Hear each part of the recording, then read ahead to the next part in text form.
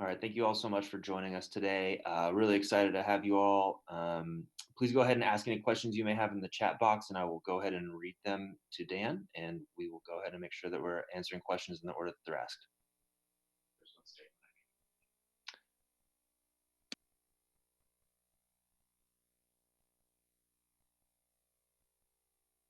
Hello, everyone. Can you hear me? Thank you, Jim, for nodding your head. I didn't have anything prepared right now, but I just wanted to welcome you and say that I'm grateful you're here. We were just getting a lot of different requests, and so we thought we'd be more efficient with my time and your time, and so I appreciate it. I'm going to hand it over to Mark to coordinate, but I just wanted to say I really appreciate that you showed up. And I think I have to mute in between so you don't have static. Technology in time of COVID, we're all learning, right? Okay.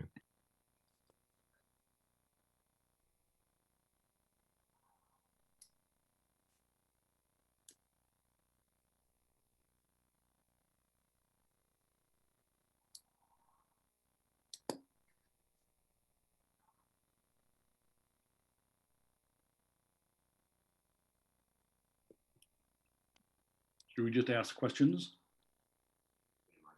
Yeah, go ahead and ask any questions, and we'll make sure that they're read to Dan, and Dan can respond. Oh, okay. Well, first, congratulations. Have you heard anything from Loretta Smith yet? First of all, thanks for we have to do this choreography amongst ourselves, Mark and I, with the muting. I have reached out to Loretta Smith a couple times this morning. I haven't yet heard back from her. I waited until all of you called it, and it was mathematically clear. So, yeah.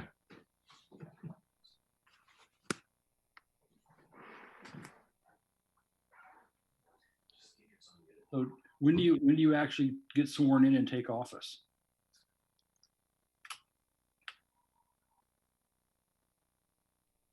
Sorry, Jim, can you ask that again? When do you actually get sworn in and take office?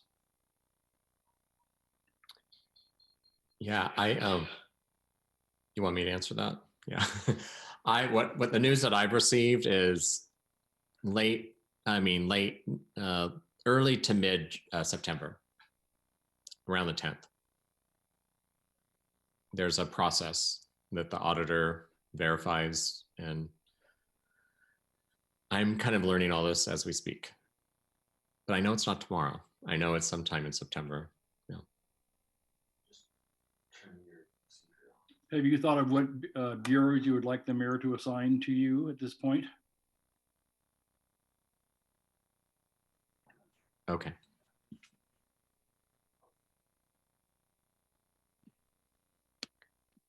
And I'll keep my speaker off. No, turn your speaker on so that we can hear from yours. Oh. Okay, now it's set up. And now you're turning yours off? Okay. Jim, can you ask that again? Wonders of technology. Have you thought of what bureaus you would like the mayor to assign to you, and you've had a chance to talk to him about that yet? I have not had the conversation. I am very open to whatever is best for the mayor at this time. I'm really open to be of service. I think you've heard me a few times talk about this on the campaign trail. I'm just really looking forward to expediting the charter review process and seeing that the city of Portland can get rid of this archaic form of government. It's about a century in the making. We're behind all the other cities of our size. And I'm really looking forward as a team, no matter what my bureau, to work as a collaborative team that's focusing on the top crises of our city at this time. So COVID recovery, how we're building a new community safety system, just to name two. Does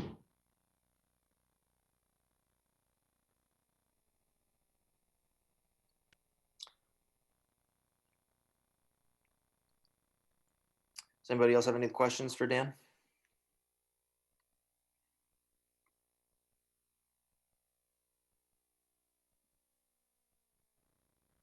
Do you have any specific thoughts about what you would like to see different in the public safety system that's being built? Yeah, I like the first steps of when there was repurposing of 15 million to really invest in the community response team. What was smart about that was that the police themselves have been complaining for some time about not being trained to take on those first responder calls for mental health episodes, for a lot of homelessness and houseless activity on the street. And so it was important to enroll those that have those skill sets. So we have to really make sure we build the right capacity. We have to build capacity for community street response team. And then we need to bring in those in the addiction and recovery services in general. And that's the first stages. I do believe that community policing is something that's talked about a lot. We have to start taking action at this time. I think there's reason to start to see, hopefully, the police walking the beat, if you will, the streets of with people from the community. That would include people from the communities of faith, people from nonprofits, neighbors. Get to know people, start asking questions, start doing dialogue without armor on during the day, and get to know people's names. We all know that once you start building relationships on the streets, that violent crime goes down. We've seen that in cities such as Camden and Newark, New Jersey, for example. All right, a question came in from Nate Baker. Do you support, or do you think more money should be cut from the police budget? Why or why not? What further law enforcement reforms do you support? I support building more than demolishing. And so the reason I wanted to start with that, and why I liked the 15 million start, was because it's a repurposing of investments to build a community safety system. So for me, we have to justify the strategy of what each investment is and what success looks like. So it's easy to destroy and it's a lot harder to build. So I want to make sure that I'm part of a visionary team that's building something. And with each of those decisions, that we are really clear about what success looks like as we add that to the system. And the police are, of course, part of that community safety system. Another question. Dan, could you please tell us how this accomplishment feels to you personally? And have you spoken with anyone from City Council yet? Well, I guess because I couldn't sleep very well last night, I'm excited. I've never pressed refresh so many times in my entire life for a website.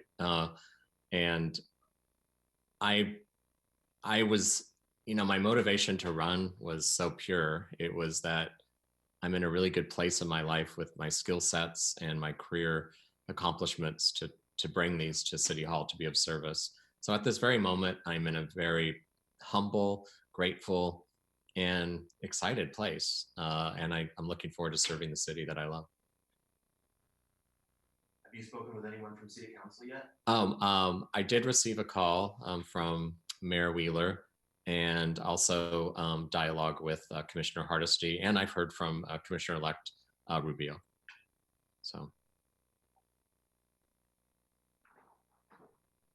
thank you for that question. Any other questions from folks? Well, the race was obviously pretty close. It was too close to call early on. What do you say to all of the people that voted for Loretta Smith?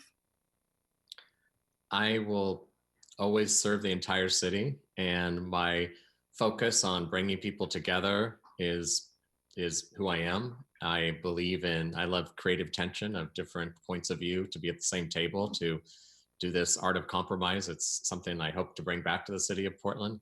We're a scrappy river city, and we gotta come together and not be worried about not having the exact pure same thought, but have some of the same pure goals in mind. And so I look forward to that. And I know that I might focus on those with the least, always looking at the data, seeing where the margins are, seeing where the disparities are, and making sure we invest deeply there to make that fair is just how I serve. So I look forward to showing people that they'll know what I'm like by what I do.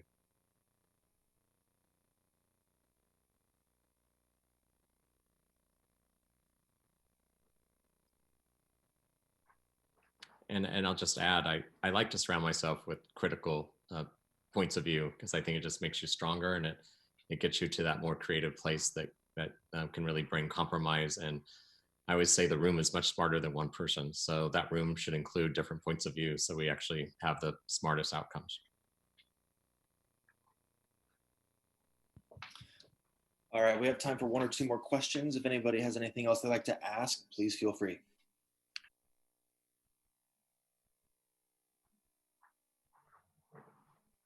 Have you given any thought to running for a re-election yet? I have not. I'm very no, I have not. I'm really focused on wrapping up this campaign, cleaning it up, and then building a team.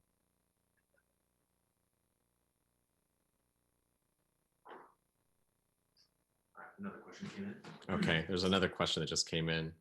Yeah. Do you feel like the rest of City Council is interested in developing a new city government system? I think that just based what I listened to on the campaign trail, as many of you know, there were 18 of us in my race alone. Definitely the popular opinion from candidates and from everyone that we were talking to in the city of Portland, it seems to be one of these things where there's consensus on people are ready for that change. They're ready for a systemic change in how we're set up to govern the city.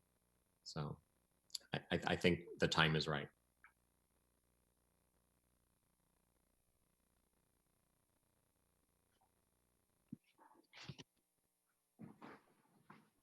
Okay, we have time for one more question if anybody would like to ask anything.